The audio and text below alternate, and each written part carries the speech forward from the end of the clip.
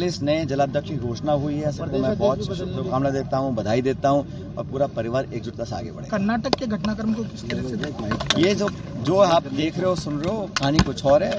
दोनों प्रदेश अध्यक्ष और मुख्यमंत्री जी मेहनत कर सरकार वो बनाए, अब सरकार मिलकर चला रहे हैं और दोनों दौरे की शुरुआत है। किस तरीके का दौरा रहने वाला है? लगातार हम लोग अपने कार्यकर्ताओं जनता से संपर्क में रहते हैं, लेकिन ये दौरा महत्वपूर्ण इसलिए है क्योंकि निर्वाचन आयोग ने समय सीमा बांधी है कि 4 तारीख से पहले सारे फॉर्म भरने हैं और हमने निर्वाचन आयोग को बोला था कि राजस्थान में चुनाव बहुत दिन बाद हैं, तो जल्दबाजी में करोड़ों लोगों के फार्म भरना, उनके दस्तावेज इकट्ठे करना, उनकी फोटो लगवाना समय लगता है।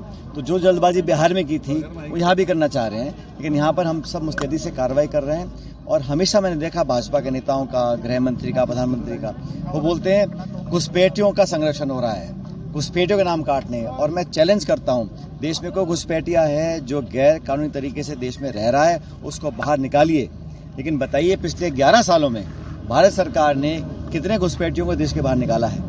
जब चुनाव आता है तो नाम घुसपैठिया का देते हैं, लेकिन अंत में वोट किसका काटना चाह रहे हैं? वो गरीब का, पिछड़े का, दलित का, आदिवासी का, अशिक्षित का, निर्धन का।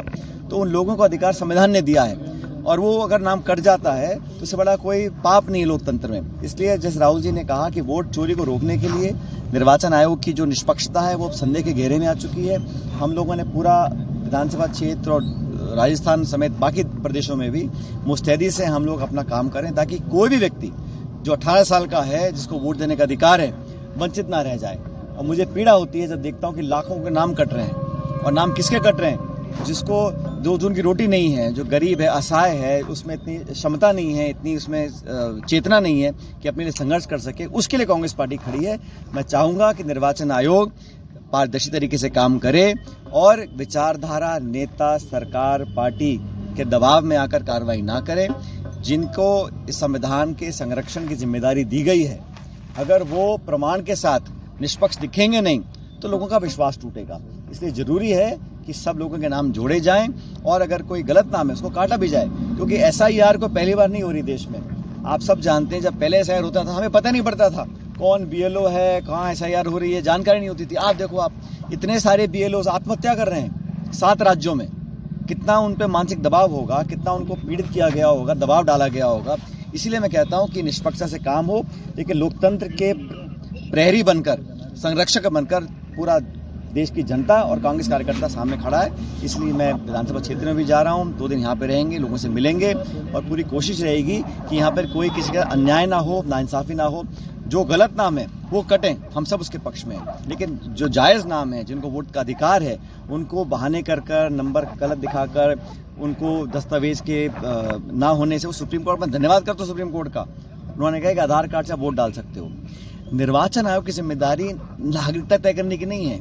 निर्वाचन आयोग की जिम्मेदारी है कि जो 18 साल का है, वोट का अधिकार है, वो सुनिश्चित करना चाहिए। अंत में एक वोटर लिस्ट जो शुद्धिकरण करने के बाद बने, ये काम निर्वाचन आयोग का है। ये कांग्रेस पार्टी का, बीजेपी का, जनता दल का काम नहीं है, पॉलिटिकल पार्टीज का काम नहीं है, काम निर्वाचन आयोग का है।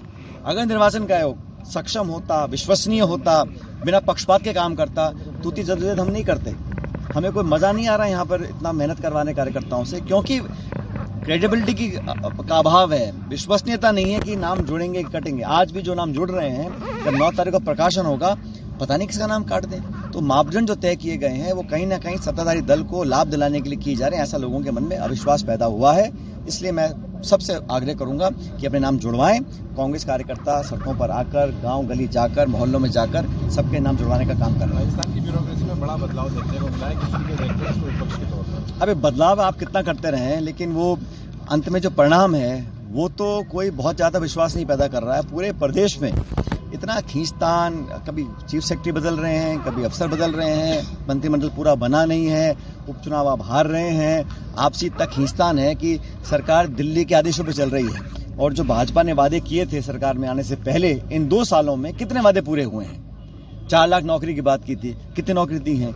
तो ये सारी बातें जनता भी देख रही है। और जानबूझ के आप चुनाव से डर रहे हो, नगर निकाय के चुनाव, पंचायत चुनाव बार-बार आप पोस्टपोन कर रहे हो। क्यों कर रहे हो? किसके डर में कर रहे हो?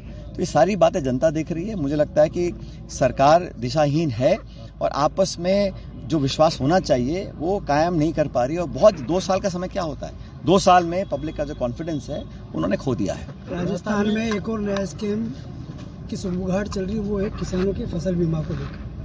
टोंक जिला एकमात्र ऐसा जिला है जो राजस्थान में सबसे टॉप पे है, जहाँ पर सबसे ज़्यादा किसानों को मुआवजा नहीं मिला या उनका सर्वे शून्य कर दिया। देखिए, सरकार जब भी आपदा आती है, बाढ़ आती है, कुछ अतिवृष्टि होती है तो घोषणा करती है कि हम पैमाइश कराएंगे, हम गिरदावरी करा रहे हैं, उसके बाद ठंडे बस्ते में चली जाती है। तो ये तो चिंता का विषय है कि जिन किसानों को मुआवजा समय मिलना चाहिए उसकी जो भुगतान है वो तो सरकार कर रही है, किसान भी कर रहा है, लेकिन जो मुआवजा नहीं मिल रहा है वो कौन उठा रहा है और क्यों नहीं मिल रहा है, सरकार के पास कोई जवाब नहीं है। और ये कहना कि अफसरशाही है, फाइलों में काम चल रहा है, अगर मुआवजा मुझे आज मिलना है और 6 महीने बाद मिलेगा तो अपना घर कैसे चलाऊंगा मैं?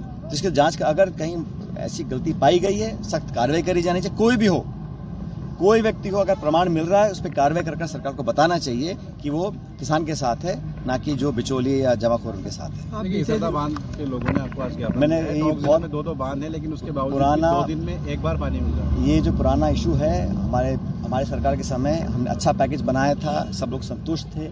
अब पिछले कुछ महीनों से यहाँ पर वो भरपाई नहीं हो पा रही है और जो पहले मुआवजे मिले थे, खासकर जमीन जो स्वैप करके मिलती थी, वो मिलनी चाहिए, क्योंकि किसान का जो एक ही पूंजी होती है, अगर वो आप एक्वायर कर लेंगे, चाहे कारण कोई भी हो, लेकिन किसान और परिवार भी चाहते हैं उनको उचित मुआवजा मिले, उनको जमीन मिले, उनका भविष्य आने वाली पीढ़ियों का सुरक्षित हो। इस सरकार को काम करना चाहिए। बीते दिनों लंदन थे, तब आप एक कॉन्फ्रेंस छोड़ के आ गए। किसने कहा आपको?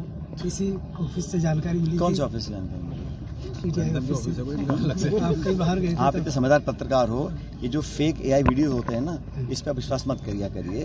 तो ये तो मैं बताना चाहता हूँ, जो सरहद पार के पाकिस्तान के लोग हैं वो हमेशा झूठ, अफवाह और जानबूझ के, क्योंकि वो हर चीज़ में भारत का मुकाबला नहीं कर सकते हैं। और इन्होंने जो दुस्साहस किया था, पहलगाम में हमारे निर्दोषों को मारने का काम किया था और हमारे वीर सैनिकों ने उनको मुंहतोड़ जवाब दिया, उसका उनके पास अब कोई मुंह छिपाने की जगह बची नहीं। अंतर्राष्ट्रीय स्तर पर वो बदनाम हो रहे हैं, तो भारत को टारगेट करने की वो हर कोशिश करते हैं और इस तरह के फेक वीडियो, फेक इनविटेशन और तरह की बातें फैलाते हैं। इसलिए फैलाते हैं क्योंकि वो चाहते हैं कि एक कन्फ्यूजन पैदा हो, और ये fake news, fake AI news बनाना, ये सब उनके पुराने हथकंडे हैं।